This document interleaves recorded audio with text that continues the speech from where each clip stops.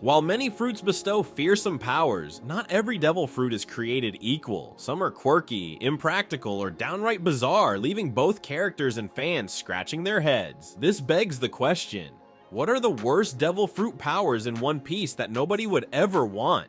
1. Jacket Fruit Kelly.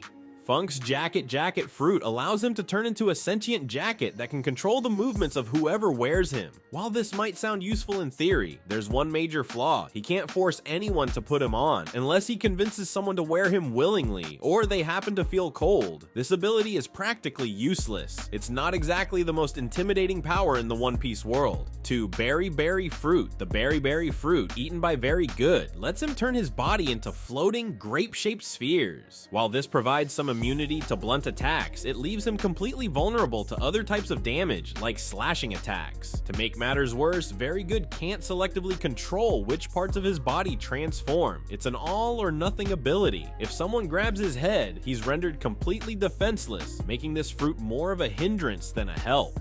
3. Mut Fruit. Dachshund. Type rather than a person, the Mut Fruit, Dachshund type, was eaten by Lasso, a gun. While turning a weapon into a sentient creature is impressive, Lasso doesn't gain much from this transformation aside from mobility. In fact, it comes with drawbacks. Lasso appears to be constantly sick, likely as a side effect of becoming alive, which can easily be exploited in combat.